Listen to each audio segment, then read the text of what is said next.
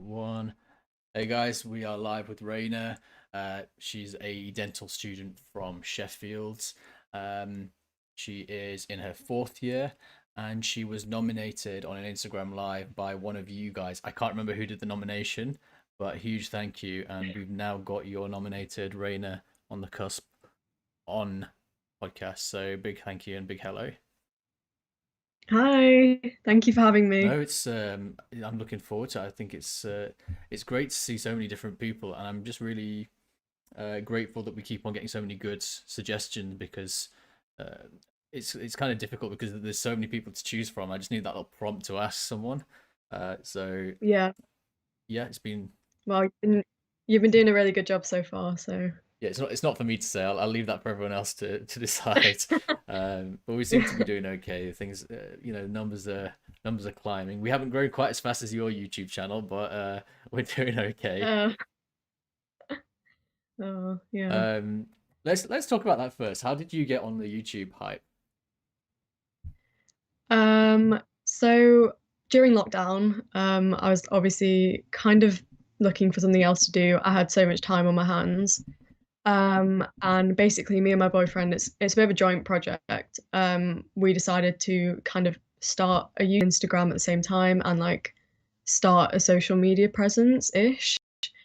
Um, Basically kind of the reason why I wanted to do it was there's such a massive community of like dentists and dental students and members of the dental team online, Yeah, and totally. um, and it would be, being at home and everything, it was kind of lonely and I didn't have much to do. So yeah, that's basically why it started, and it's grown into something pretty honest. Taking a bit of a life of its own, hasn't it? Yeah, like we've kind of kept it up and kept consistent with uploads and filming, which is quite nice because I thought when I went back to dental school in September that things might drop off, or things might get busy, but it's been okay so far. Yeah, I really like the creation process. Like, going, I don't know, it's something that you would normally go into. You're going to go into the clinic, for example. You're finding like a different way of doing it. Like, how can I portray this in a way that's different from last week's? How can I do it that's like, um, not boring? Finding a cool angle, or like, Yeah, where's the good exactly. lighting? Where's the good lighting at?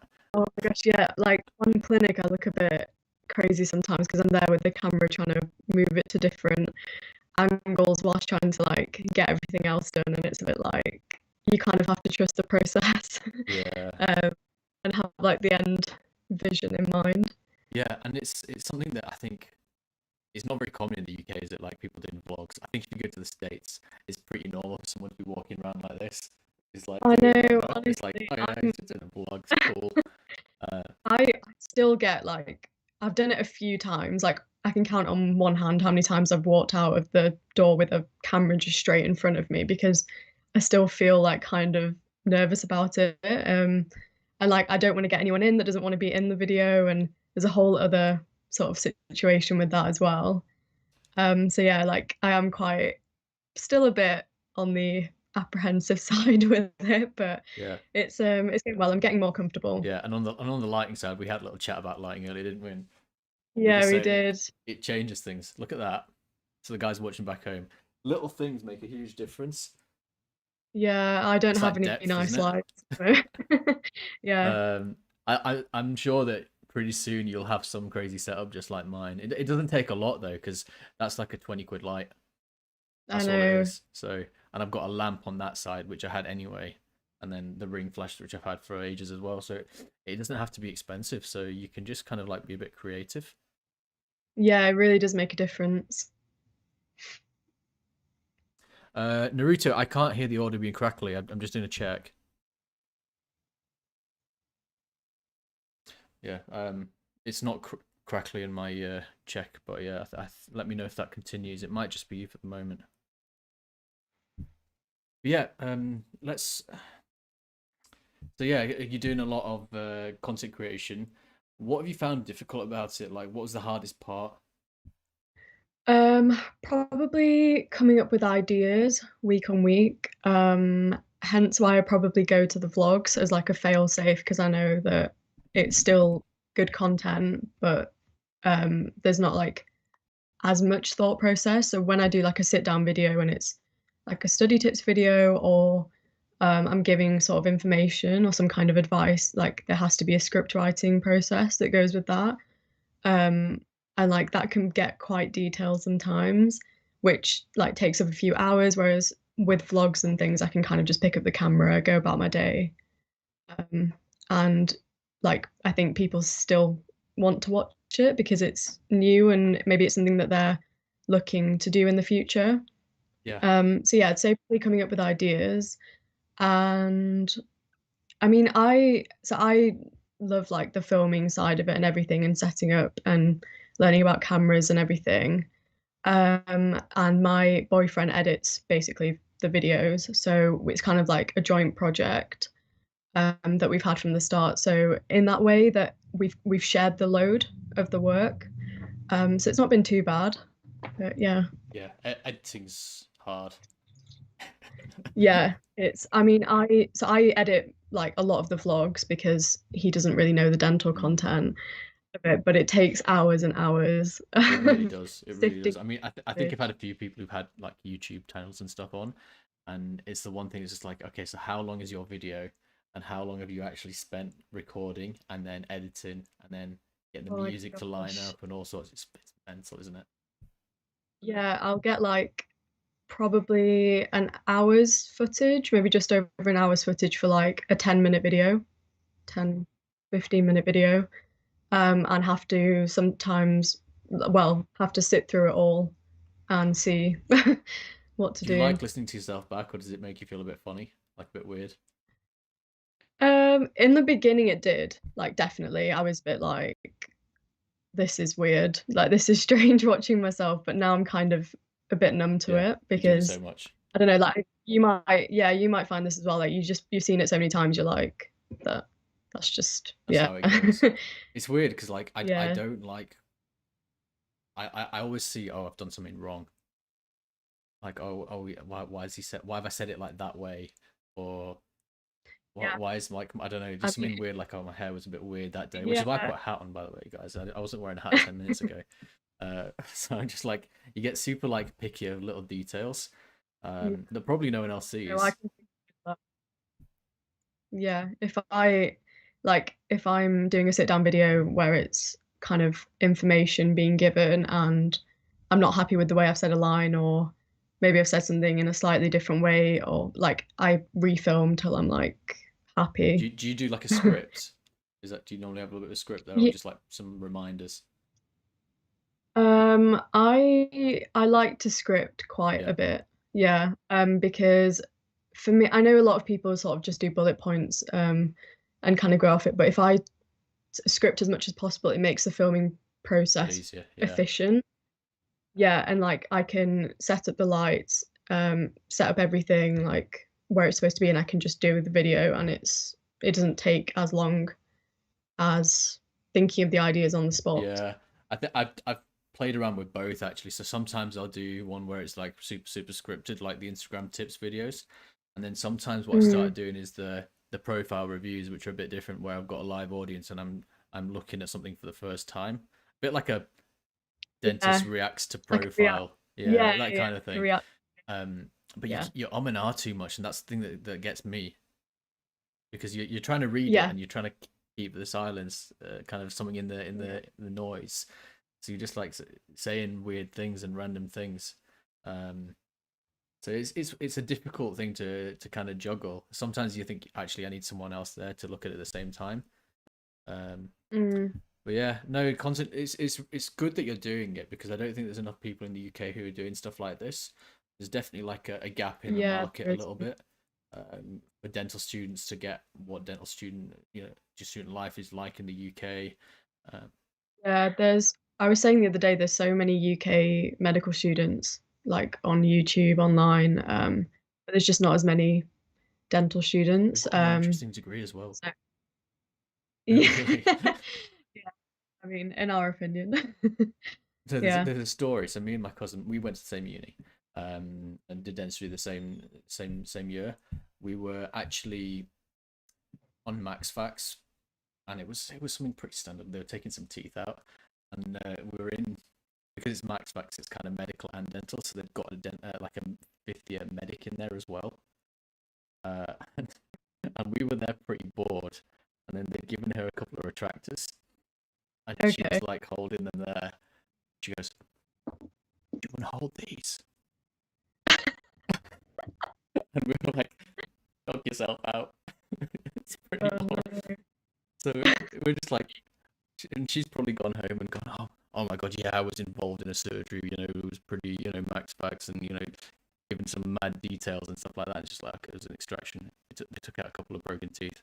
I know. I literally like sometimes when I've told sort of my people like friends that are medical students or people that are in medicine kind of the things that we get to do in dental school, they're like it is really not known about how much responsibility you get. Hands on, Uh, yeah, hands on experience. like taking a tooth out is it's basically an operation, kind of like a mini procedure. Yeah, minor Uh, surgery, isn't it? yeah, minor surgery, and it's like I don't think it's very sort of known that that's how much we get to do. Yeah, I suppose we're That's in a very different situation from the medics though, because um, we have to be almost kind of competent by the time we finish, whereas they can kind of yeah, sign papers for a year or two and then actually do stuff. Obviously, they do a bit more than that, but uh, yeah, really they learn on the job as opposed to us who kind of have to come out and manage our patients straight away. yeah. No, I agree. That I think well, that's one of the reasons why I wanted to come into dentistry is because it is so hands-on from the start, Mm. and you get so much responsibility. Like being able to take a patient from doing the treatment plan all the way to doing the treatment, and then like taking them through that whole journey whilst being a student has been really rewarding, and that's something that you wouldn't get as a medical student.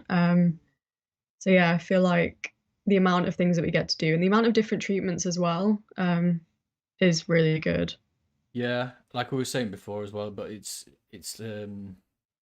off the air. Even though you know we get to do a load of stuff, there are other ways of doing it, and we're saying the Americans are really lucky, weren't we? Because they seem to do like some really mad treatment in uni, Yeah. even above and beyond what we get to do. So there's kind of levels to that game, isn't there? Sorry, say that There's kind of again. like levels to that game of like who gets to do the most. Like obviously the medics are way down the bottom of the list and pretty boring, but the American dental students seem to get a lot more time in Yeah, terms of I hands-on mean, experience. from what I've seen from like the dental students in America that vlog, like the hours that they go into dental school and the hours that they work are just ridiculous. Like we kind of I was thinking I kind of complain about having long days, but it's nothing compared to the amount of hours that they do. Yeah, I think they really love it, and kind of fair play, because I think it'd be great if everyone kind of really loved what they're doing as much as they do. Um, I think Yeah. part of it is, and I've said this before, it's like they have to do a degree beforehand, so they have to really know. They have to Yeah. really know before they get in. Yeah. No, I completely agree. Like going into a profession at 18 and then graduating at 23, it's such a risk to do a 5 year degree and commit yourself to something like how like that's literally year 7 to 11 of secondary Yeah, school. Like how would you know that that's actually what you want to do for the rest of your life?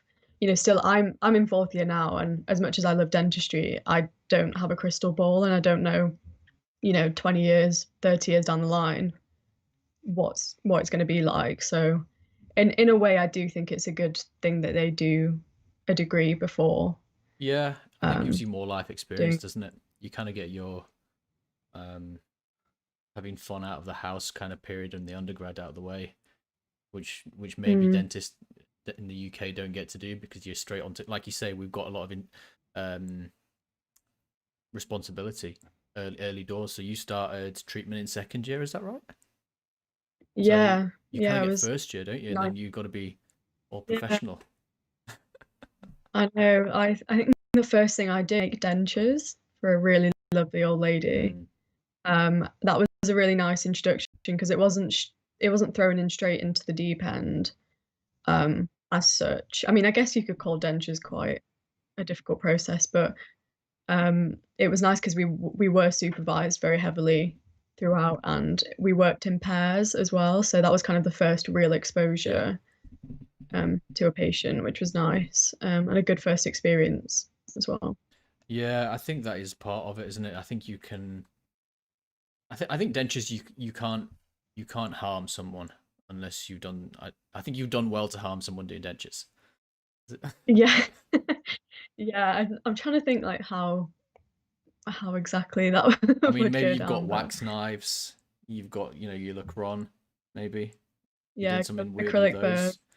Um, maybe if you're heating things up too much, if you're doing your green stick and you're heating it up way too much and scalding when you go in, that Yeah, I yeah. think you're still to keep it that hot from the what does it call it? The what's that thing called?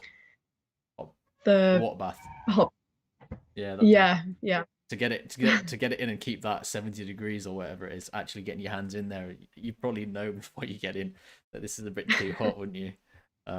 yeah. Yeah, I think the impression stage is probably the worst for the patients. yeah, because dental students don't know what they're doing with impressions, and you could be getting 30 impressions Yeah. on an appointment, couldn't you? I think I remember I had to do my impressions maybe 5 or 6 times on this poor old Mm. lady, and like she was really nice about it, but I just felt so bad for her because I've had it done and I know it's not the best thing. Um, but yeah, that is one of the catches of being treated by a dental It's student, free. It's but free getting it though. for free Free as well. treatment.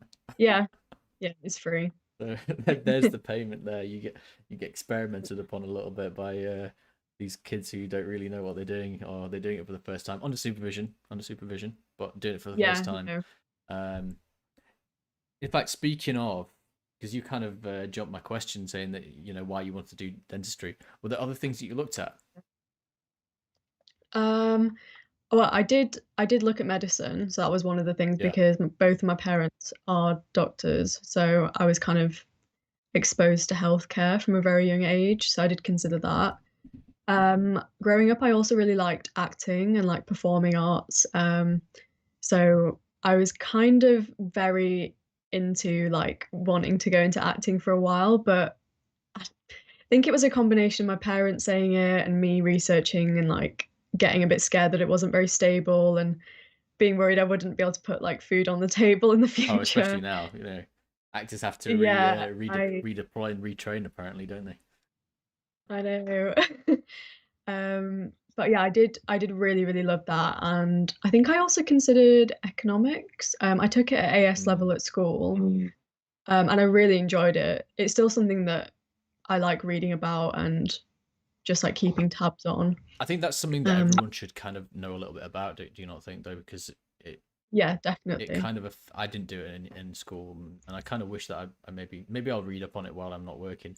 But it's something that I maybe you should have a bit of an idea about, because if you're going to own a practice, if you're going to even be an associate, you kind of need to understand these things. Yeah. And tax, no one teaches tax until you're like and they're trying to No. pay it and going, all right, now Yeah, what? I didn't learn about tax till I was getting taxed by mistake for like my student Yeah. jobs. That's when I finally was like, hang on a minute, what are tax codes? Mm. But yeah, no, those things are so important, and like still carry, I still remember principles that I've learned from Okay, economics, and let's hit us with some principles. What should we learn? um, I just go really basic, like supply and demand graphs, things like that. But like kind of understanding why inflation happens and like interest rates as well. That's so important. Things like that, really. Hmm. Yeah, I mean, I don't know if you caught the one on Friday night. We spoke about investing with James, and Yeah, that was crazy because I mean, we did talk a lot of nonsense as well. Let's not forget, but we did actually talk about all these investing kind of modalities, different things that you could do, and I think it's really yeah. important for dentists to know all Oh these yeah, skills. yeah, 100%. I think investing so important. It's something my dad's always like drilled Mm. into me to get on board with from a young age because you know, like I opened a LISA, like I am a little bit knowledgeable about money, but I do think it's such an important thing to get on board with because if you think about it and if you kind of invest a little bit from this age, like by the time you're like 40, like you it's pretty sweet. That's one way of putting it, isn't it? Yeah, I think you'll have Yeah, something to like fall back on, um, and yeah, you can afford to take risks. Like if you start now, you can afford to take more risks than you can if you start when you're 35, 40, because at exactly. that Yeah. point you might be, family and kids and stuff like that, and at which point, you can't afford to lose any of that money because, kids are expensive apparently. So I wouldn't know, but apparently they're quite No, expensive and stuff. So you need yeah, that kind of security. Whereas, when you're unattached, you can take a swing and a miss, or almost. yeah. No, I agree. It's something that I mean, I've never really spoken about investing or anything with any of my friends or anyone my age really, but it's something that like I've been a massive believer in Yeah, for a long time. it makes sense because who wants to? I mean, you might love dentistry, and I'm sure people, there are people out there that do, but you don't want to be um reliant on one thing, because what if, I don't know, God forbid, you go out and something happens and, I don't know, you lose a thumb, Yeah, or like losing just losing the something like that. ability of my hands is like one of my biggest fears. I saw a post someone did on Instagram. Think it was the foreign Mm, philosophy. She was talking about getting your hands invested. No, sorry, insured. I don't know if that's a thing, sure. but I bet it is in apparently, America. They I don't insure know. everything, don't they? Yeah, I was, but that was just something that I thought about the other day. Yeah, no, it's one of those, because obviously if you lose mobility, and even your legs, James, the reason he's doing all this investing himself is he broke his leg, or oh no, it's an ACL. So obviously you've got loss of Okay. mobility. Yeah. That's enough to stop you working for a couple of months. So Yeah. little things can really kind of set you back. So it's important to have a Yeah. backup.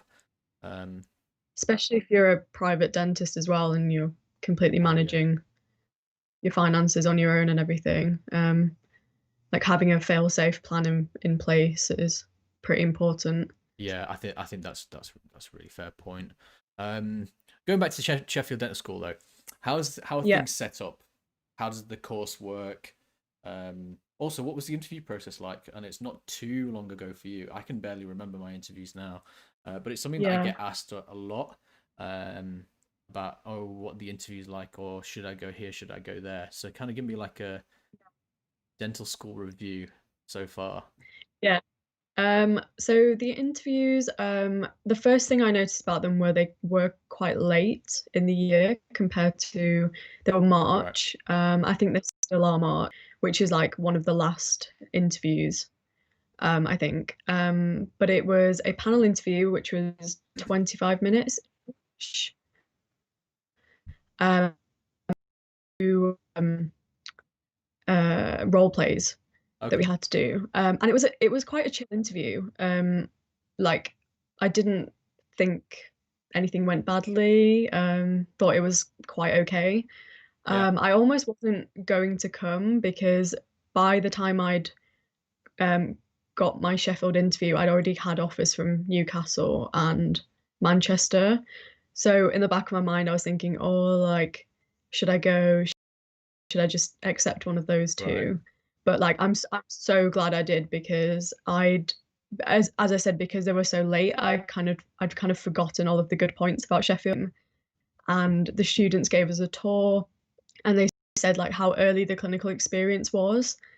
Um, and I kind of got to see the facilities, like they've got a virtual reality Oh, suite, that's cool. so where you practice, yeah, so like you do treatment 3D, um, as well as the Phantom Head Lab. There was just a range of things. Like the outreach program was really good, and the elective, which has now been unfortunately cancelled for me, but never mind. You can do that kind of thing um, after though. Do yeah, and probably yeah, cheaper than you could in uni, and you won't have to write a report, by the way. that that is true. Although we're still having to do a different kind of elective project. So we get Oh, to choose really? any kind of topic that we want, and I don't really know how it's still an elective, but they've got us to do a project basically. And I've picked social media, so we'll Nice. see how that goes. Should be pretty. Should be pretty. You're right in the middle of there, so you should be okay. But yeah, that's one of the reasons I didn't Yeah, actually take my elective. First of all, a lot of what you're paying for is insurance to go and do things abroad. Um, yeah, and I was like, you know what, it's such a waste of money. I can go and do like a like a trip to one of these camps or something after, if you really wanted, and actually just go on a much cheaper holiday. If that's what you're after. I know it's with all your friends, so I think that's part of it. Um, but it made yeah, sense to me that actually I could, because Newcastle, they gave us the opportunity to stay in the school and actually just yeah. have basically one-to-one tuition, one-to-one nursing, which if anyone's a dental school in the UK, that's like gold. It's like wow. Yeah, so I That thought, is, well, that makes sense to me to do that. yeah. No, I completely see that, and I think now that I don't have my elective, I I don't like. Obviously, I was upset Mm, about it at the time, but now I'm like, I've saved a lot of money. I'm catching up on everything here after the last few months. So just like concentrating on the things that I need to get done now. So yeah, it's swings and roundabouts, I think, but yeah, I'm sure you'll get yourself on like one of these mission trips or something if you're really like dying to go abroad and do some dentistry. yeah, Um, and I think it'll be almost more beneficial at that point because you'll be a bit more confident in what you're doing. You'll probably get to do a bit more stuff than you would if you went as a dental student, yeah, and you'd be able to help more people. So it's kind of more of the point of it. yeah. No, no, I agree. So yeah, So you win some, you lose some, but yeah, that's pretty much how the interview. I just had really good vibes on the day. I think I've been told that all the interviews are online how are this they? year. I wouldn't Yeah, like I that. mean, I it's not been. I don't think it's been confirmed, but I think I've been hearing from people messaging me and things that I think they're all online. So I'm not really sure how to give advice yet, but I think I might do something about sort of how to come across well, like on a webcam. I think that's difficult. um, I yeah, wouldn't like interviewing someone online, like for an actual position. I know this is different, because it's a podcast and it's kind of how these go at the moment.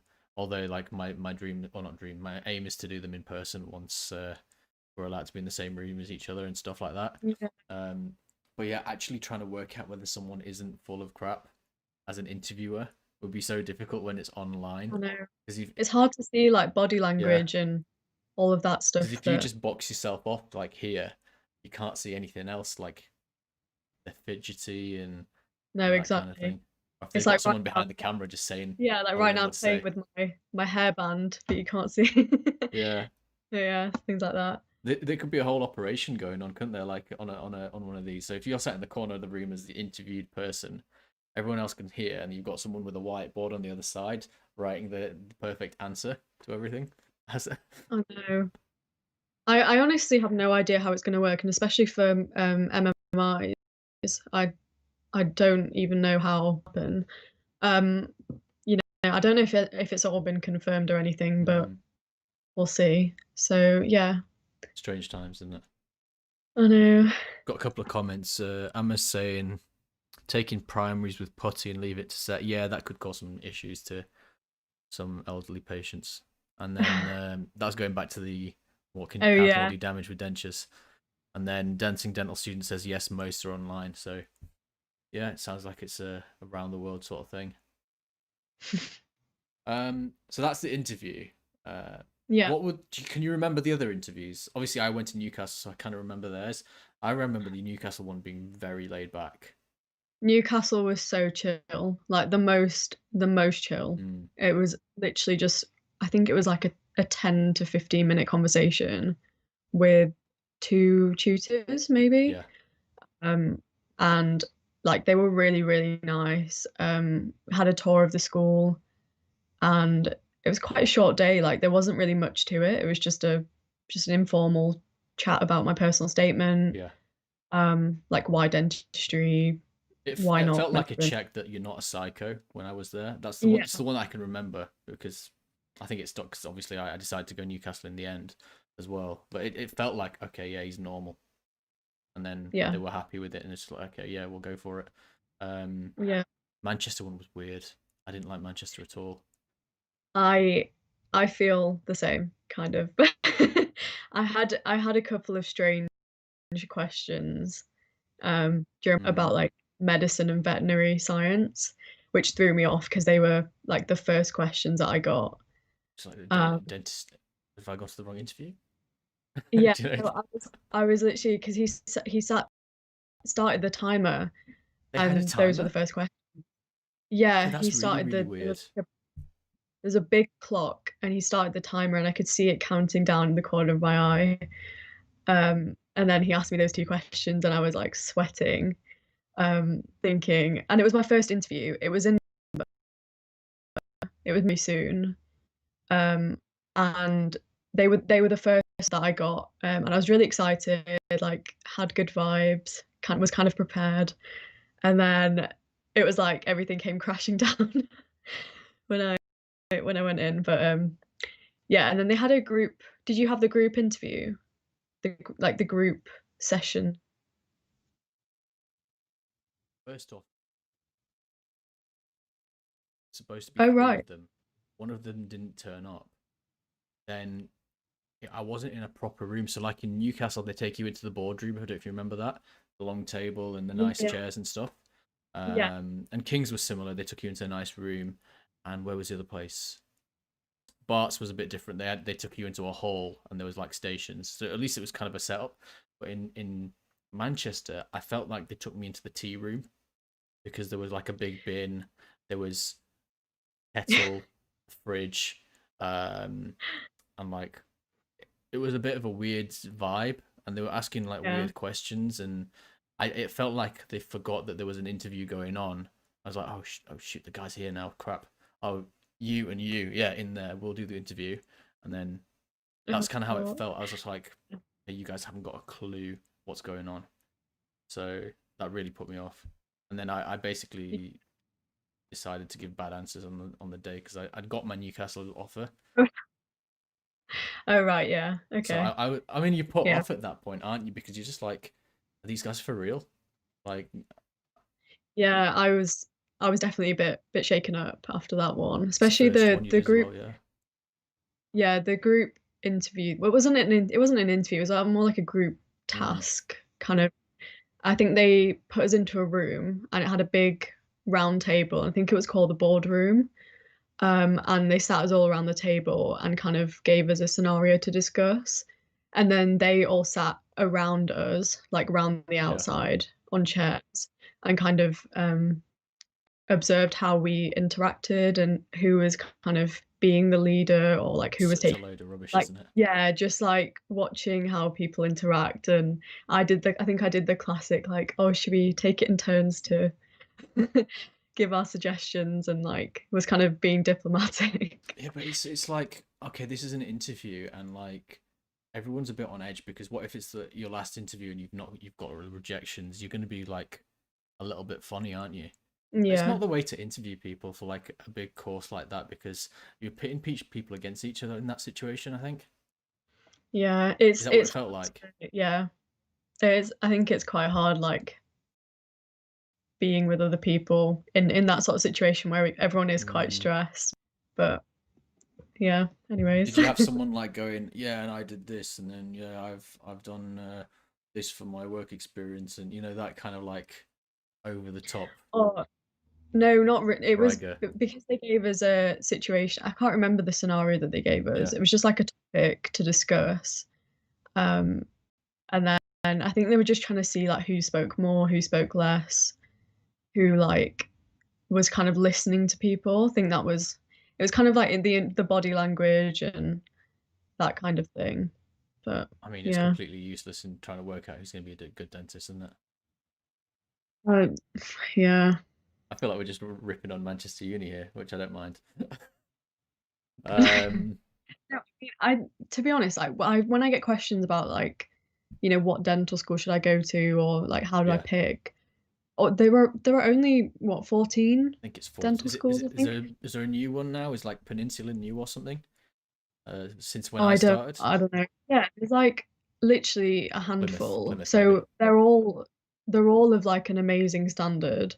They're all going to make you a dentist. And like I don't know any different, if that makes Mm. sense. So wherever you go, that is your experience, and you will have a good time, I hopefully. think you have a good time wherever Um, you go. Like a good yeah, time is not going to be not had or had as opposed to from a different uni. I think yeah, you need exactly. to know yourself because most of these are like lecture based, and then there's is it Manchester and Liverpool or PBL, I think so. I think Plymouth are quite PBL-ish. So I've heard, or EBL or right? Yeah, something. because I don't I think like it. they It makes no sense to go to uni and then have them you pay 9 grand to then teach yourself. Yeah, I mean that's that's currently what we're doing at the I know, moment, but but Corona's a bit of a different situation. Like their yeah, idea, it's like the biggest scam in the world, isn't it? It's like I've had an yeah, idea. Oh, you know what?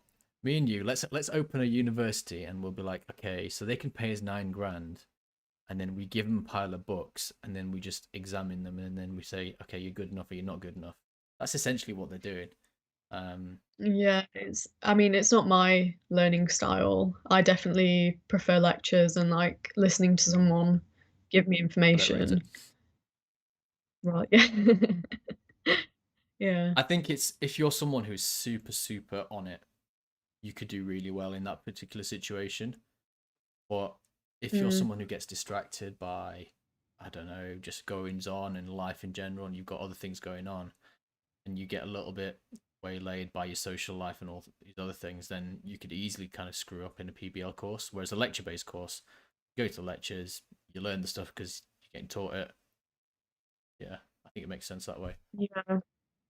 Yeah, like at the moment I think we get like 7 to 8 lectures maybe, like online lectures released a Yeah. week, sometimes a bit more or less. And it's up completely up to us how we complete them. So I think a lot of people have been struggling with time management and kind of figuring out when to do them, because before our timetables are so rigid, and everything's scheduled, and you know you have to show up to lectures at this Right. time, clinics at this time, free time is this time. But now it's like, Whatever. but Do what you well, want. for me, what I've been doing is like something I call like batch completion. It's a bit weird. So I literally sit down 1 to 2 times a week and I'll do all of the lectures for that Right. week so that they're done, rather than trying to spread them out over several days so that I can like work on other projects like YouTube and different So they things. don't actually like deliver the lectures to you. Like there's no one actually delivering the lecture. It's just giving the slides, and you've got to go and learn it. So the slides, so what they've done is most of the lecturers like pre-record what they're going to say with the Right. lecture. So we have their like voice recordings, but there are some live webinars. Our histology sessions are live, and sometimes they have the odd like compulsory live webinar as well. But for the most part, it's all pre-recorded and it gets released on a Monday, and then we have like the week to try and get them Right. done. Yeah. Because I actually I got invited to one. I don't know how I got into one of the Dubai unis. I managed to get onto one of their lectures. Don't ask how because I'm not quite sure. But it was really good actually because they had three different lecturers, three different case studies or something that they were doing, and then people could type in questions, and then there was one of the lecturers was fielding the questions, one of them was delivering, and then they took it in turns to do things, and it was like really interact. I quite enjoyed it because you could literally sit in your bed at home if you so wanted Mm, and learn that way, or you could sit on with your breakfast or whatever. It's quite early in the morning, like it was 7 a.m. But it was like a really good situation because I think if you're sat in an actual lecture theatre, it's quite difficult to stick your hand up sometimes and ask a dumb question. But yeah, if you could just type it and you either get ignored or get it put through if it's a good question.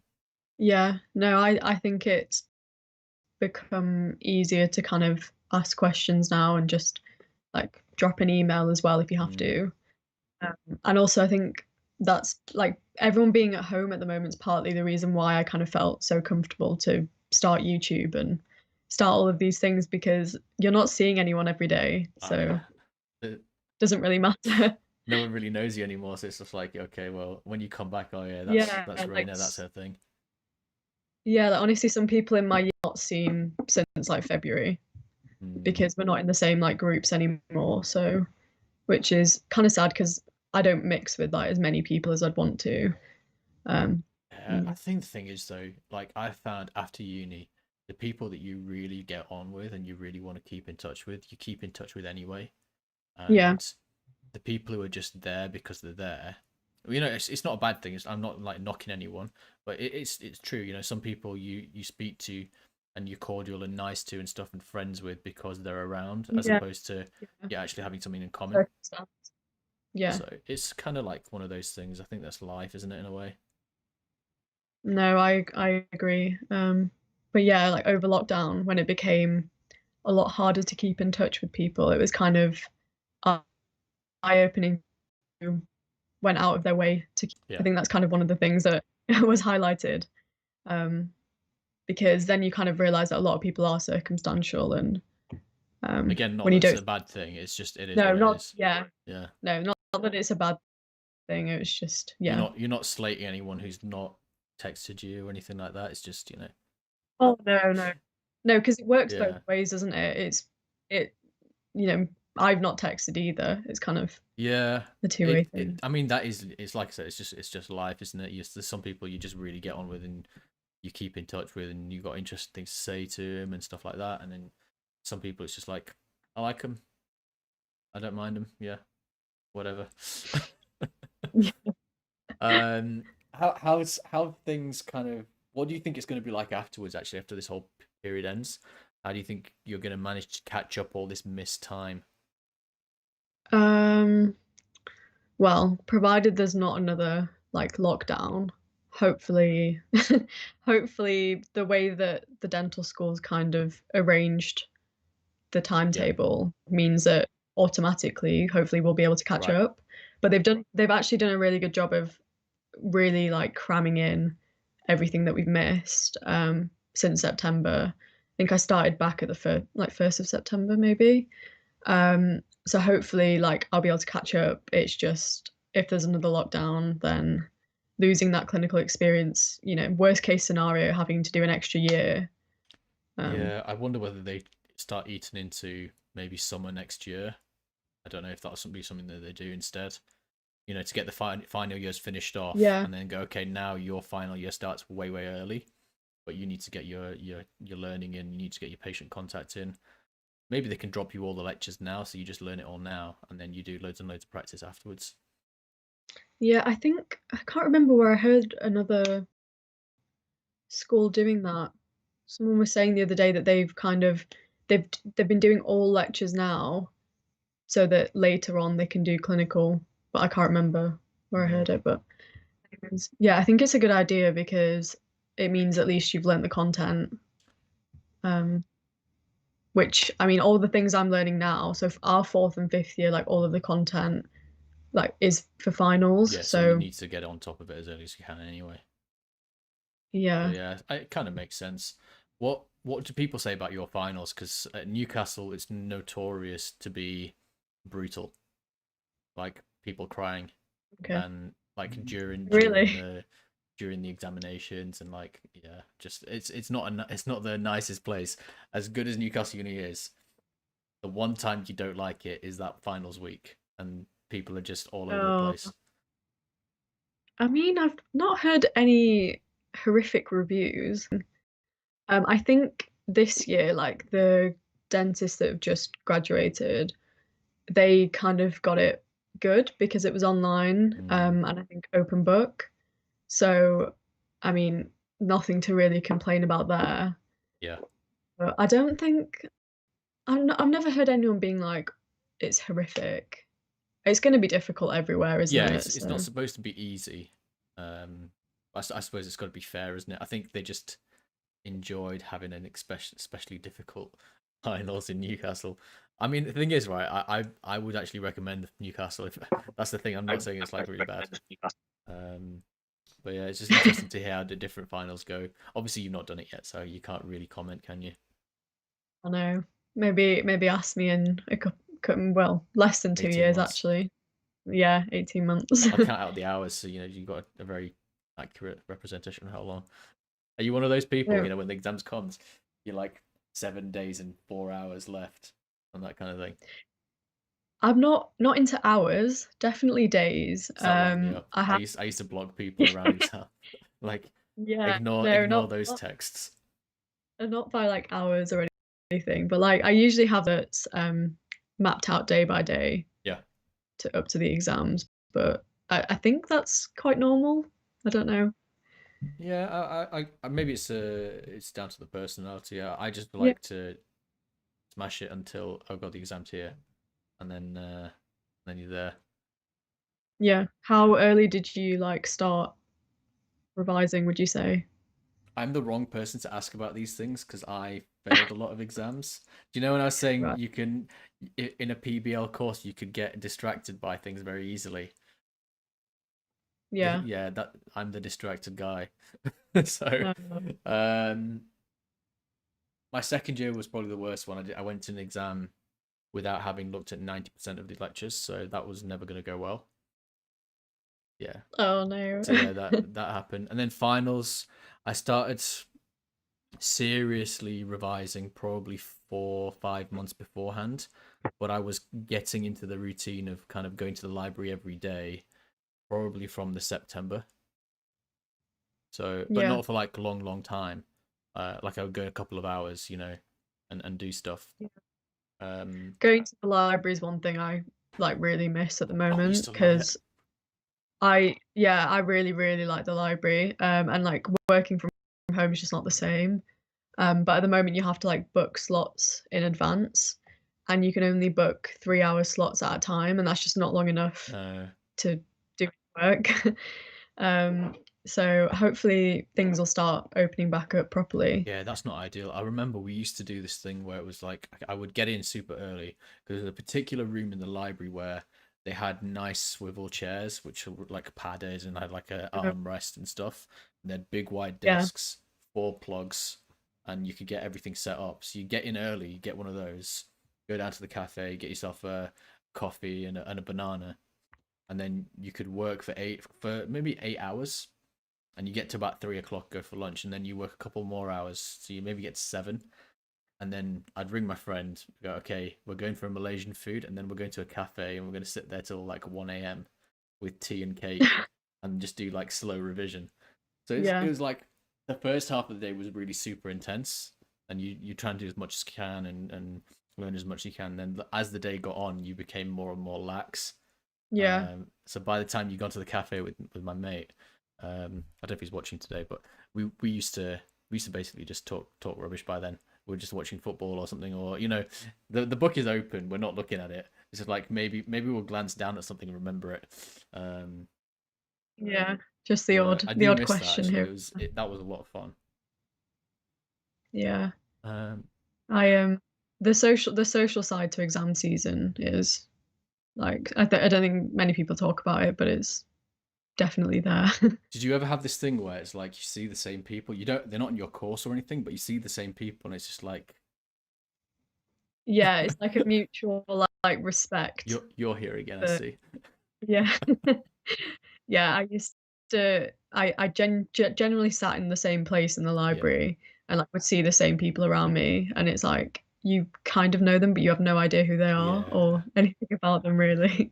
Yeah, it's that kind of like it's that weird thing, isn't it? Where I don't know if there's anywhere else in the world you get that kind of weird. I know that maybe the football actually because I know the people around me, but I don't really know them. Obviously, it's No. been what it's coming to 260 days since I've been to a game, which is very sad. This is one No. thing I do count because it's really annoying. But I know those people, but I don't know those people. And it's like, Yeah. all right, mate, how's it going? And I go on my own to the game because it's kind of like my release. So Yeah. the library's not a release, don't get me wrong, but it's that same like, what's up? Yeah. Yeah, I wouldn't count the library as my release. No. Um, did you ever have anything crazy go down when you're there? At the library. Not really, to be honest. I had two epileptic fits in a week. You Not me did? personally, as in I Oh, dealt with them oh, because they were there in the same room, different person each time. That was really strange. oh, oh my gosh. Yeah, but it helped with the That's revision at least. well, yeah, medical Yeah. emergencies, definitely. Oh god, That's it was crazy. crazy. But the first one was okay because that guy's girlfriend was there, so he was epileptic. So obviously she kind of knew what was going on and stuff like that. That was fine. The second time it was some random girl, and I kind of like got her off the chair and onto the floor, move everything out of the way, and some idiot comes in, goes, "Has anyone got an EpiPen?" I was like, "Sit down. You're gonna kill Yeah, someone. not quite. Go back to your geography books." I was like, but Oh it's crazy no. how little some people know. Yeah, that it's definitely worrying. Like I sometimes think, if someone collapses on the street, it's Mm, quite good that we do get quite a lot of medical training and things. But I don't think a lot of people would be quite comfortable just, even running to get what's the machine called now? see the It's gone on my head. I know what you're on about. The, yeah, Automated CPR thingy. yeah, that AED, AED. that's it, that's it. Running to get that and using it. It Um, talks you through it even though though. I They talk you through it sorry. though, doesn't like the actual machine tells you. Yeah, they do. Yeah. I guess it'd still be quite a scary thing to go Mm. through. Oh, We should be okay because we've got the training though. So you should be all right oh for it. yeah. Yeah, I mean we have to do it like I think every CPR year training so every year is far. mandatory in the UK. Yeah. Yeah. So we're all good.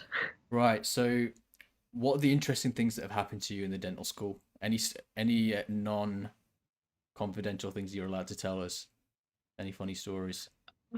Because I miss these dental school stories. There's always something weird that happens. Like there was a rumor that went round that someone was doing caries management with a denture drill. Obviously fake, but we had that rumor. Oh, I'm trying to think. It's honestly like a few months. I'm trying to think back to like second and third year. Mm, I honestly don't know. We Honestly. come back to that. Yeah, I'll have a think. I know I'm making Sheffield sound really boring right now, You but just all goody two shoes going to the library, I'm doing like, all your yeah, online head down. education.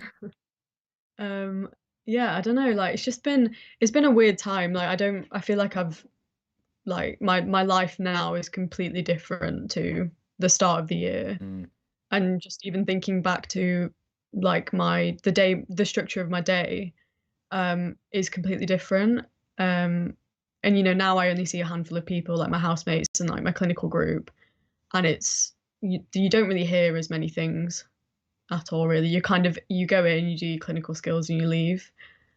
I So suppose people yeah, aren't mixing enough to cause drama. Maybe no, that's like it.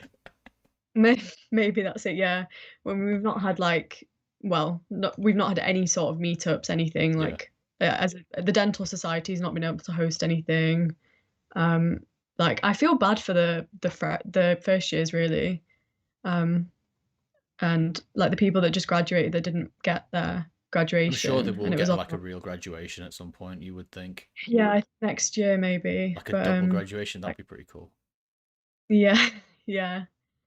But like the first years that have kind of not managed to maybe meet as many people and get to know the older years as well. Like we're all sorted into family systems at Sheffield. I don't know if you had that at Newcastle.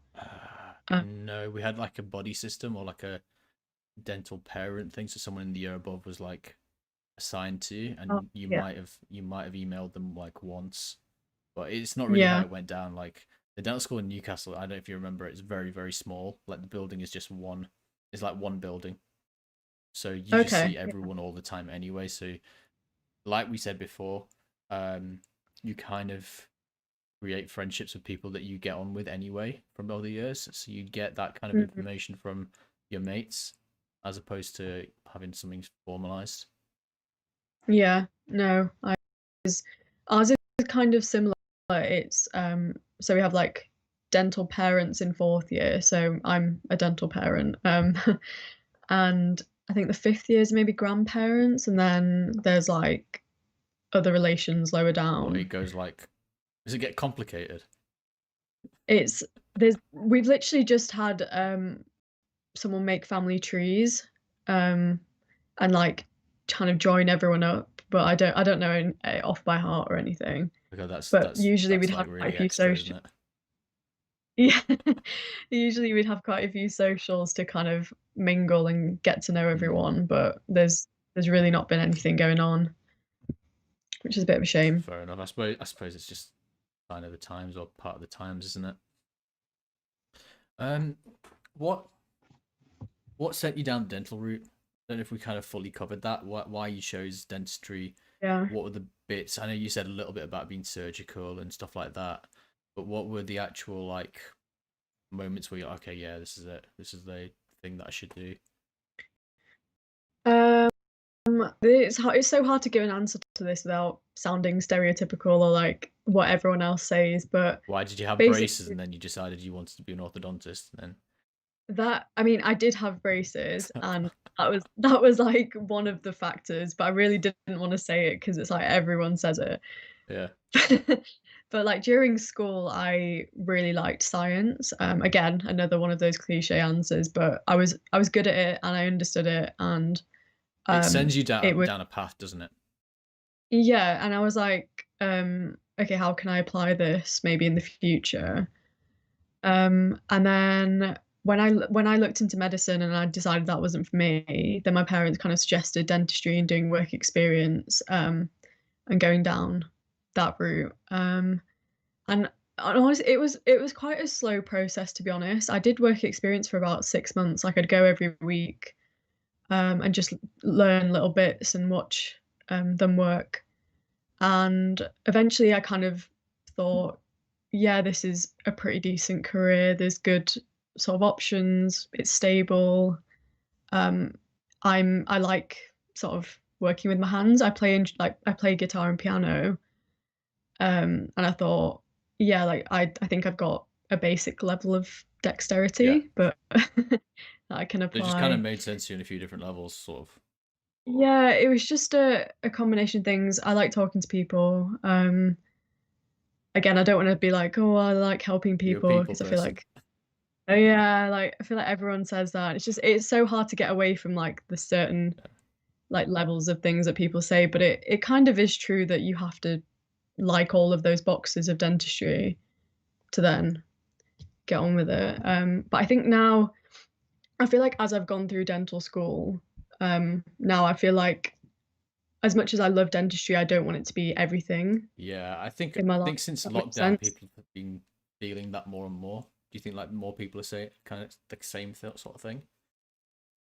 Yeah, it's I think diversification's become a big thought. Mm, Like I think I've realized that, most people's jobs are not as secure. You think, for example, like if you're just a private dentist, perhaps you, it did take a little bit of a hit over lockdown. yeah, yeah, they definitely did because a lot of private guys are like living on the not on the line, but like the guys who own the offices for sure have a lot of overheads, and if you haven't got patients coming in the door, then there's no Yeah, guarantees there. exactly. So I think for me, um, having different skills and different avenues in life and, different aspects of passive income as well has become like a huge kind of goal of mine Mm.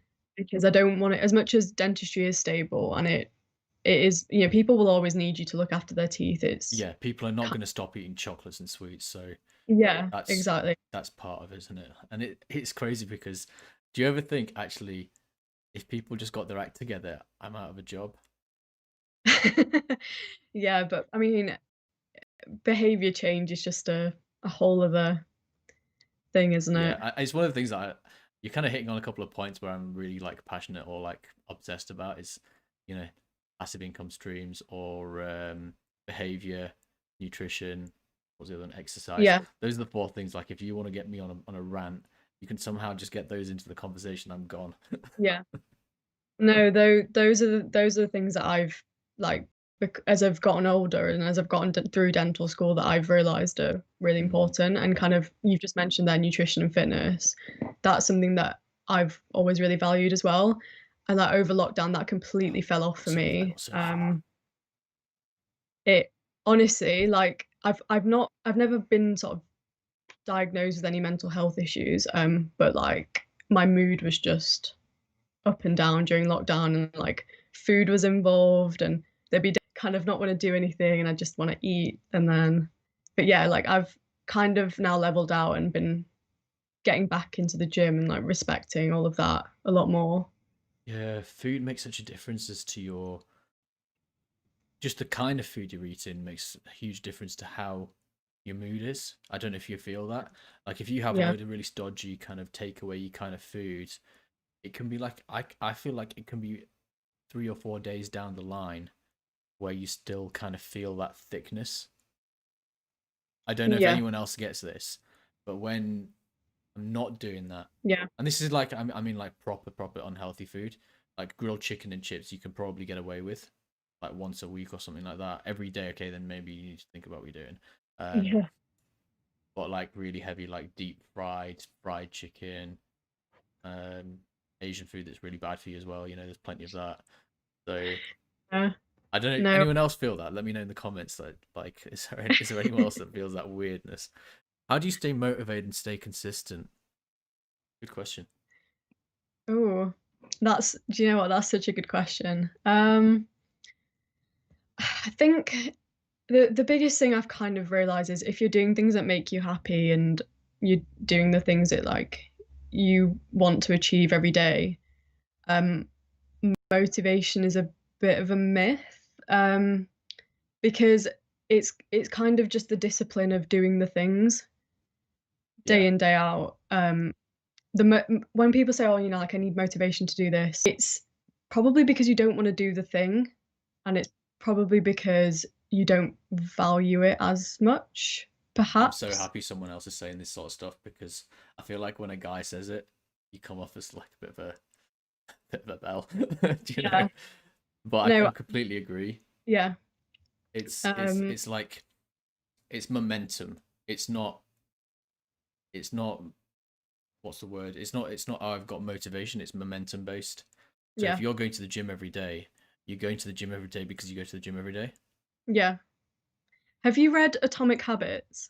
No, Oh, I that's I've such a good heard of book. it. I should let me write it down actually because It's I read some really, more really Kindle good. There's books. some like key things in there that I've carried in a lot of aspects of my life. I like these kind of again. It's not. It's kind of a motivation book, isn't it? Oh, It's it's kind of a motivation, but it's kind of about how to form sustainable habits that in teens, right. and make them, easy to carry out, make them like just habits that will stay with you forever. Um, it's a really, really good book. It kind of just reinforces a lot of things. Have you read the Dale Carnegie one? The one that's how to win friends and influence people or something along those lines. Yeah, That's a really really yeah, good one. yeah, I really like sort of um kind of books that like almost like self-help. It's a weird genre, isn't it? It's like it's Yeah, kind of self help. It's kind of like motivational, but I wouldn't even call it any of those. It's kind of just like successful habits books or something. I don't know. yeah, yeah. Yeah, self help books. Call it I feel like it's just things that, yeah, people should kind of. do. I think they're books that people should read, once or twice in their lives. Yeah, and there's another one. What was it? Seven Habits of Highly Successful People. I can't remember who wrote that one though. Might be on my Kindle. I've not heard of that one It might be on my actually. Kindle. Let me have a look. But yeah, all Yeah. these things are like I think they're really really important because you learn from other people and instead of making your own mistakes. Mm. There's 4 Hour Work Week as well. That's a good one. I've not seen that. I think Game Theory was one that I It's wrote. Tim Ferriss, but Yeah, Stephen R. Covey, Seven Habits of Highly Effective People. That one was really good. Um, I'll have to make a note of that one. yeah, no, that's definitely a good one. Um, What was the question we were answering? How to stay motivated and consistent. So we went right off topic there. I know it's that. Well, going back to what I was saying, it was things you're doing, and if they make you happy, then it's just your day. Like for example, today, like I've done so many things that are just part of my routine. I've sorted things for YouTube, done some of my work. Mm. It's not it's I've not had the thought of, oh, I need to get this done. Like it just happens. Yeah, Like you were saying with the momentum thing. it is. It's weird because there's always that feeling in the back of your head of something going, what if I didn't just do that today and just didn't do it Yeah. and chilled?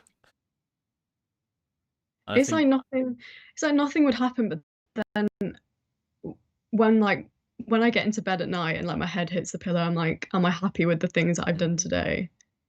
It's more of a innate feeling. It's hard to describe. so it's like self-satisfaction, is it? Or like Yeah, you're disappointed yourself because you didn't do all the things that you should have, even though you could have easily done it and just didn't. I think that's what it is. yeah, I don't know if that's the right way of yeah. saying it, but that's kind of in my head what it is. Um, and also it's doing little bits every Yeah, day that make a massive difference overall. I can't remember who said this, but maybe it's I watch a lot of Ali Abdaal. I don't know if you've heard of him. I've heard of him. I don't think Um, I've watched a lot of it. he's like a doctor YouTuber, talks about productivity a lot. And I think I don't know if he said it or if he was quoting someone, but he said like if you get 1% better every single day, like just imagine like in a Yeah, year's yeah, time. yeah. I think I've seen him because he said. I think he's the one that said something really interesting. My friend sent it to me, and he was like, um, "Medicine shouldn't be a job. It should be a passion, something along those lines, or like healthcare shouldn't it should be a job or should be a passion, because if it's a job, then you have to get up every day and you have to go to work because you have to, Yeah, not because you want." no, Is that the yeah, same guy? I feel like that's who it is. yeah. He's a massive advocate for passive income as well. And he was saying he's now at this point where, well, he's been there for a while, but he got to the Oh, he's point a big where dog, isn't he? he was making, he was making more not from his job. So the reason why he went into work every day was simply because he loved it so Yeah, much and he wasn't relying on it for the money.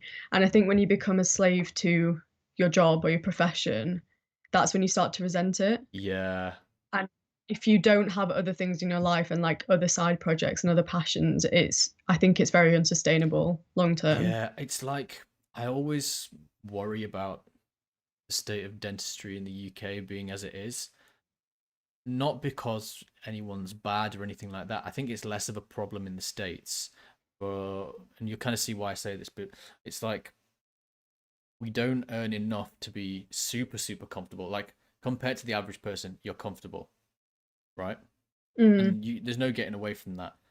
But at the same time, the people who did dentistry were all 5A, 5A stars and or plus on GCSEs, 5A and 5A stars, and then all straight A's through school and stuff like that. That kind of person could have done banking, could have done all these other kind of high yeah. powered jobs. Yeah, I think people think that dentistry you earn a lot more than you do, Yeah, and you really no, don't. Uh, Maybe like back in the day, but you really don't earn that much to kind of you have to go into work no, every and I'm day not if you want. complaining about the remuneration, but I definitely feel I because I thought, oh well, I could do banking, but there were reasons why I didn't do that, which for I didn't go down that route, and I didn't go down the other route of architecture because I decided I wanted to build my own house, not other people's. Um, Yeah, yeah, I worked it out after one day on work experience. fair enough. But you do have that kind of level of person who is a high flyer and could be, really, really raking it in a different profession. And if you're around those kind of people, because a lot of my friends might be at that sort of level, for example, um, well, actually, most of my friends are medics and dentists, but there are some guys who are doing really well in that sort of way. But Yeah. you kind of have that expectation of a lifestyle. Do you know what I mean? I don't know if I'm getting at the right sort of point, but if you're just doing dentistry and you're trying to chase a lifestyle, and I hope I'm not, but if you're that kind of person, and it's something it is what it is. you don't want to be over treating, overcharging, all these kinds of things, and kind of, because if you're doing NHS, you'll be pushing loads of UDAs and you'll be doing it as fast as you can, and the quality of what you're Yeah, doing drops because you need the cash.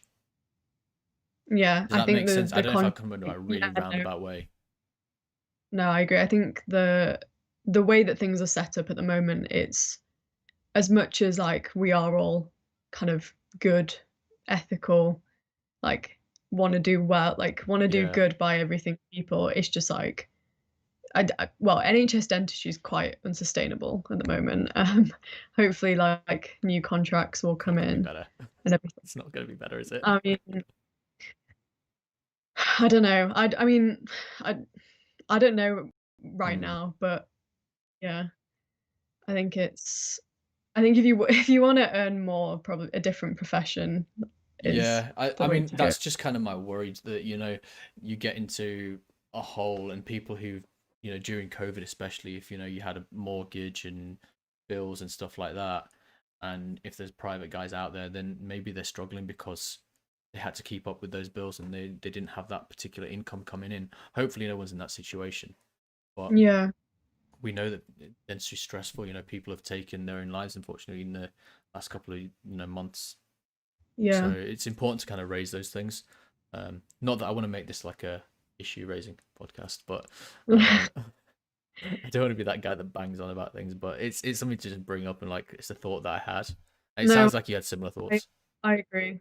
No, I completely agree. And like I think especially over this period of time, like mental health becomes such a forefront, and the conversations definitely um far more there than it's been. It's still, nowhere near sort of the level of support that's needed. But there's a lot happening. I think there's like a mental health group or something happening amongst dental schools. There's people in my year that have started Instagrams dedicated towards like mental health and Yeah. dentistry. There's lots of things going on that are really necessary and really important. No, I mean I do one of the side things I do is like Instagram consulting. One of my clients is a Mind Ninja, and Maru, um, and she does like So she's good. really really good She, for this kind of thing. she's so good. So I mean, if everyone's not seen Maurice, you need to check out her page, and kind of stress management for dentists. Really, really good stuff. Yeah. So it's important, and there are people doing it now, which is good. Oh, got a question again. What would you like your future career path to look like? Another great question. Thank you. That is a good question. Oh, I mean, I'm 21 at the moment. Don't know. Survive Corona. I think yeah, graduate. That's what I want. That's Yeah. what I want it to look like. I hope I'm doing something that I genuinely like, truly Yeah. love, in whatever specialty of dentistry, whether that's, general dentistry or some other specialized field. I kind of I just, the only goal I could have is basically wanting to go to work every day and wanting to get up and genuinely Go and practice do it. Yeah. dentistry. Yeah, whatever that is. I think it's too early to say what I think it will look like, because especially over lockdown, there's been so many webinars from people talking about how many different things they do on a weekly basis. They teach, they go into practice, they do research, they do talks, and I want all of those things. So just a So like variation. a bit of a varied sort of a bit fingers in Yeah. lots of pies, but not having to do any of it because you've got mad loads of side income somehow. Yeah, just well, we'll see. But yeah, just like having an interesting job continuously, I guess. Yeah, I think that's probably what a lot of people would say, and it makes sense. I'm asking one question to everyone, so I don't know if you caught this on some of the ones previously. If you had your own podcast, first three guests that you would get on, because that's it's kind of like who you would like to get to know, if that makes sense. Yeah. Um, Ali Abdal, definitely. I'll see if I can get Um, one. You know what? Let me write this down. he's, he's so good. Who else? Thomas Frank. Who's he? He's another like, he's another YouTuber, kind of talks about productivity, studying, that kind of genre, just like life advice. Thomas Frank. Uh, Okay. and who else would I get on? Because obviously there's so many people that like inspire me, but I know I'm that's struggling. kind of why I ask it though, isn't it? Because it's Yeah, like this is where you get to know, okay, who is like Raina really? Like when you get down to it, the three people she really wants yeah, to either hear from or learn from or just like interrogate. yeah. The third one, oh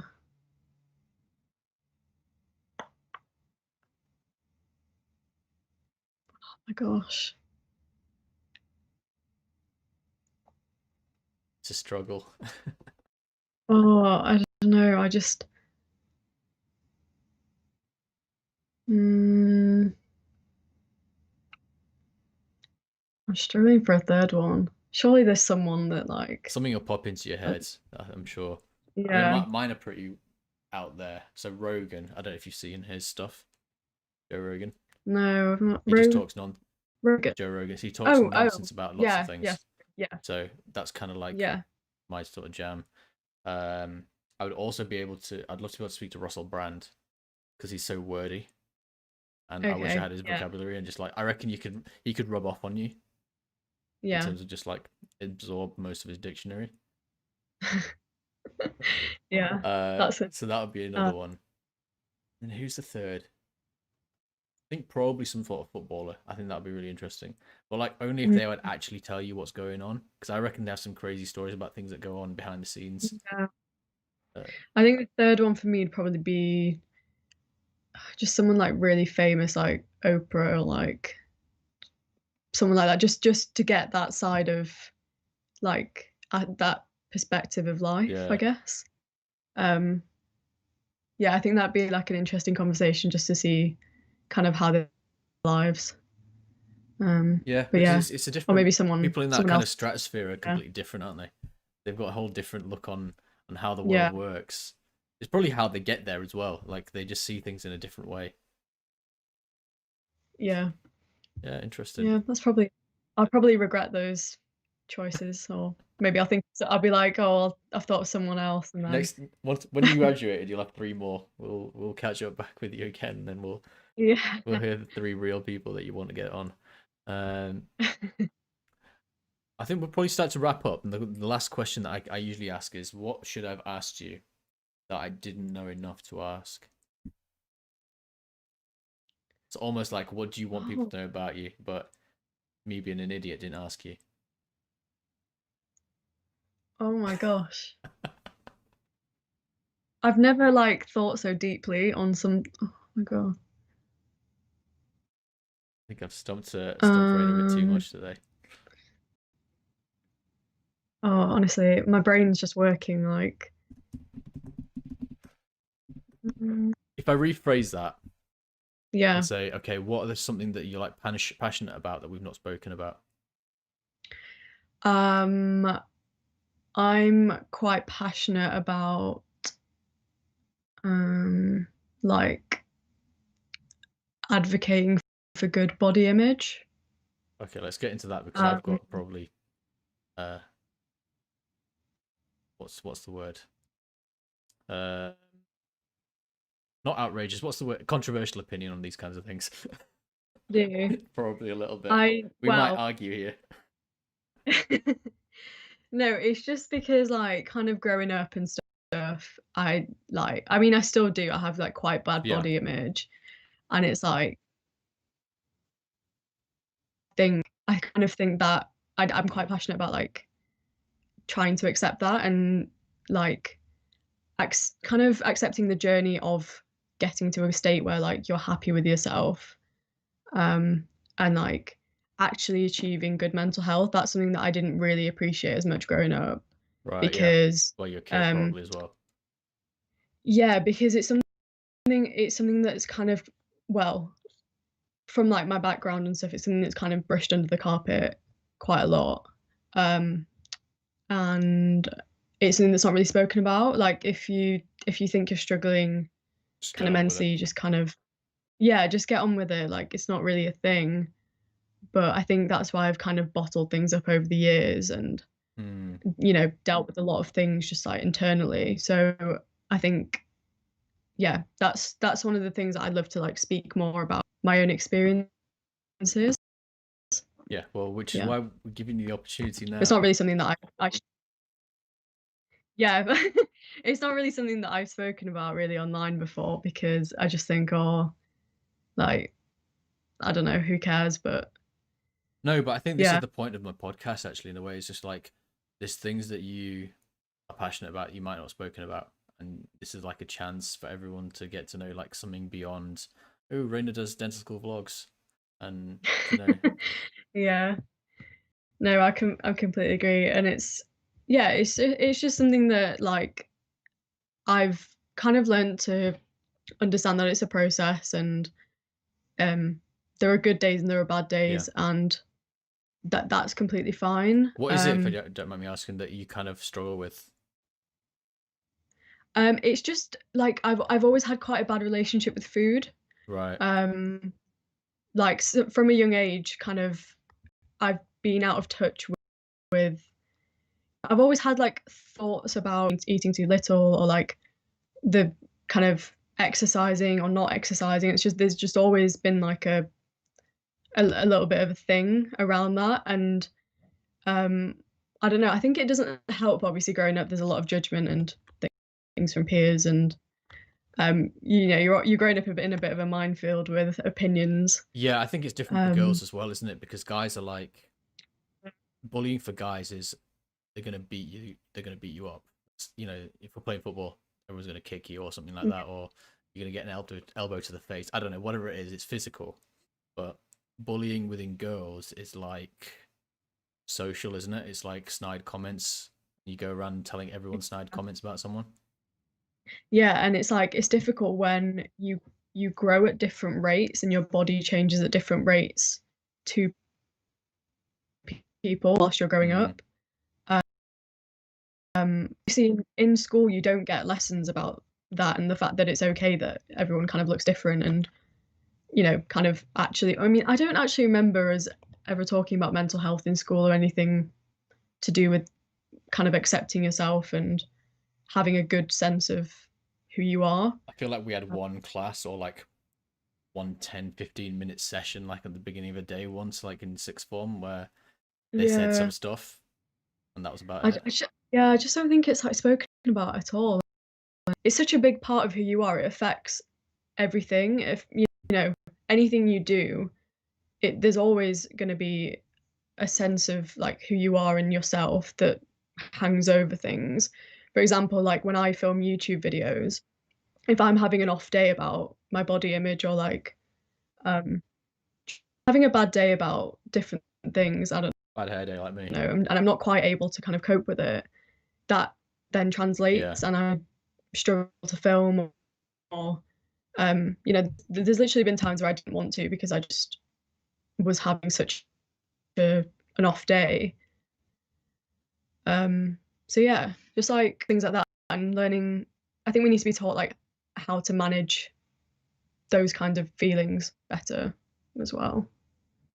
Yeah, I think I probably don't disagree with you there actually. Then I thought we were going to go down a different route, but if it's more mental health, then that's I probably agree with you in that kind of side because people don't speak about it. It is something that's real. Um, and yeah, I think especially in teenage years, there's a lot of like bullying and stuff. Like I'm Mm, sure everyone here has had something said about them or had some sort of an altercation when they were growing up in school. I think you're very lucky, or you were maybe the problem if you didn't have that. So, um, yeah, I kind of agree with you there. yeah. Thumbs up if you were the What bullies, route guys. do you what what route did you think I was gonna go down? See, now there was this thing I don't know if you remember about this advert getting banned in the tube. I don't know if you remember this. Um, I don't think So so. basically, someone was trying to sell some protein, and they'd had like I think it was some girl in like a crop top or something with a bit of abs and holding a protein shake and a weight. and then like loads of people went crazy and just like complained. They're like, oh, it's unrealistic and body standards and all this stuff. But I was like, Uh, that's an actual person there. It's clearly realistic. yeah, no, Oh, I'm it just not. winds me up. I'm on that side. I think I'm just I just really believe like if you're happy in yourself, Yeah, that's that's fine. that's all that Yeah. matters. Like there's I I don't I don't ever sort of I never get annoyed at things I see online or like on TV or whatever because it's like it's obviously not always realistic, but Yeah. as long as you're like happy with yourself, that's fine. Yeah, that's the thing. Like, you should only ever compare yourself to Yeah, yourself last week, for example. Like in the gym, for example, and I'm finally yeah, back doing a bit of weights, and it's probably what I'm going to be doing as soon as we finish here.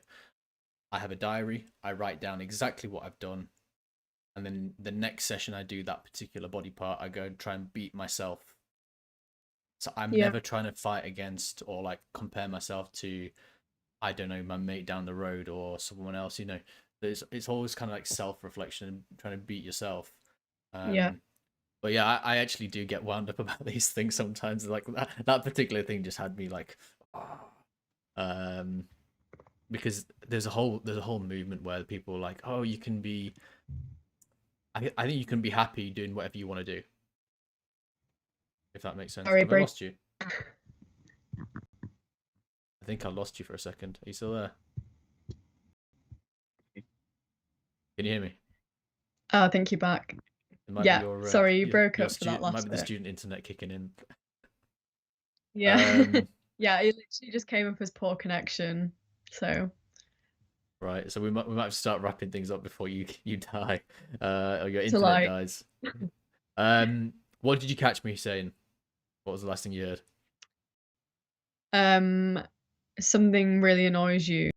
Yeah, sometimes these things do piss me off, basically, and I get a little bit wound up, especially when it's things people giving bad health advice because they don't want to think about the health implications of what they're doing or saying. Like, there's guys who say, "Oh yeah, um, you can be healthy at really really high weights and stuff," which is obviously not true. And I'm not saying you have to lose weight or anything like that, but don't tell everyone else that it's good.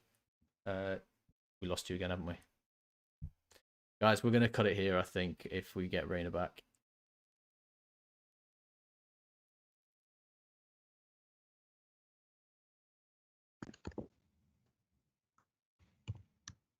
Hello? Have we got you again?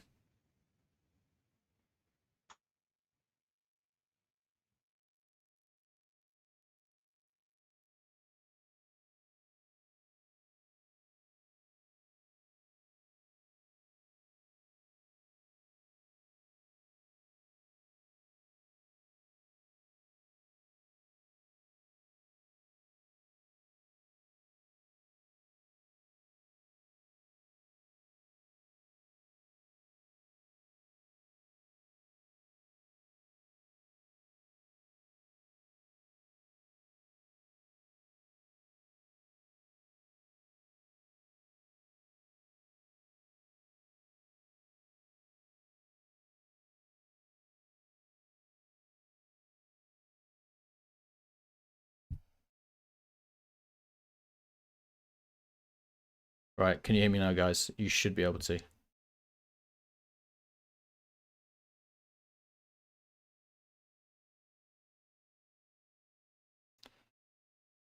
Let's just see.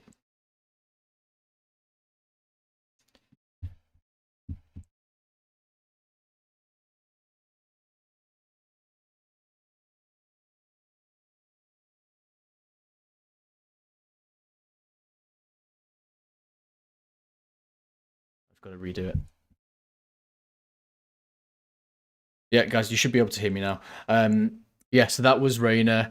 Big thank you for Raina to coming on. Unfortunately, we've got some connection issues, so we can't really continue as it was. But it was a really interesting chat. I really enjoyed speaking to Raina. Make sure you're following her on Instagram. She's also got a YouTube channel, so check that out as well. You can obviously see her Instagram handle on the video if you scrub back. and make sure you're giving her the support through her dental career and her dental school experience. If you've been enjoying what I've been doing on Hot Pot Podcast and Dents of Insta, make sure to first of all subscribe if you're new, like the video, share it, and keep on coming back. Make sure you hit that notification bell because we do loads and loads of live interviews with different people from across the world. It's not only dentists, we've also got other health professionals and allied professionals around to come in as well. Hopefully we'll be doing some different kinds of content for you as well. I do one-on-one Instagram tuition videos, and one-on-one if you're interested as well. What else have we got? And if you want to support the channel, you can check out the Patreon group, which is down below, where we've got a couple of perks and benefits. But that's kind of it for today, guys. A big thank you to Raina who came on. Make sure to go follow her. And yeah, that'll be it. And I'll see you in the next one.